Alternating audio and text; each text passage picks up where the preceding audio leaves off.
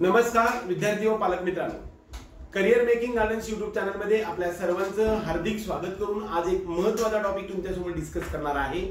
तो म्हणजे CET sale Maharashtra राज्यामधील नीट यूजी 2025 च्या ऍडमिशन प्रोसेसचा दुसऱ्या राऊंडचा रिझल्ट रात्री लागलाय।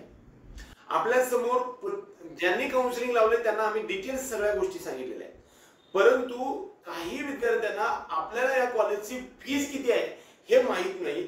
त्यामुळे अशा विद्यार्थ्यांसाठी मी एक डिस्क्रिप्शन बॉक्स मध्ये एक गुगल ड्राईव्हची लिंक दिलेली आहे। त्या लिंक वरती जाऊन MBBS government, MBBS private, BMS government, BMS private आणि बीडीएस गव्हर्नमेंट प्रायव्हेटचे प्रत्येक कॉलेज वाईज असणारे फी स्ट्रक्चरचं पीडीएफ दिलेली आहे, ती डाउनलोड करा आणि परत तुम्ही त्याची प्रिंट काढून त्यानुसार तुमचा सर्व प्रक्रिया करता येऊ शकणार आहे। बऱ्याच वेळा फीच्या संदर्भामध्ये आपल्या सर्वांना महत्त्वाची माहिती सांगतो। ओपनच्या विद्यार्थ्यांना 8 लाखापेक्षा उत्पन्न जास्त असेल तर पूर्ण फीस भरावी लागणार आहे। ज्या विद्यार्थ्यांना एससी एसटी च्या विद्यार्थ्यांना डेव्हलपमेंट फी 10% असते आणि जी काही ट्युशन फी असते ती 90% असते, हे दोन्ही माफ असते। त्यामुळे अदर फीस थोडीशी असते, तेवढीच भरावी लागते। फीचे एनटीबीसीडी म्हणजेच एनटी 1 2 3 या सर्व मुला मुलींना, त्याचबरोबर एसबीसी म्हणजे ओबीसी मध्ये इन्क्लूड असणारे एसबीसी स्पेशल बॅकवर्ड कास्ट, फीजे एनटीबीसीडी ह्या सर्व मुला मुलींना 10% फीज असते। म्हणजे मुलगा असू दे किंवा मुलगी असू दे 10% फीज असते, ज्यांचं उत्पन्न नॉन क्रिमिनल तुमच्याकडे असेल तर।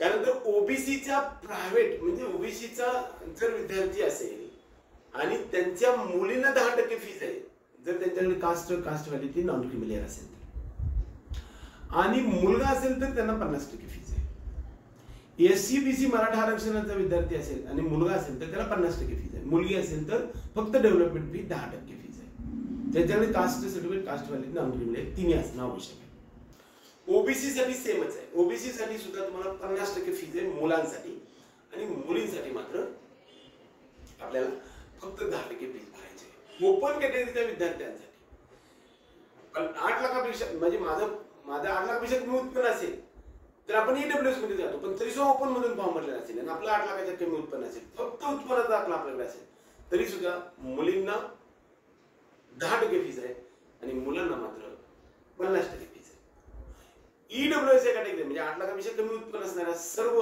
हे कॉन्स्टिट्यूशन रिझर्वेशन मध्ये इन्क्लूड नसणाऱ्या सर्व विद्यार्थ्यांसाठी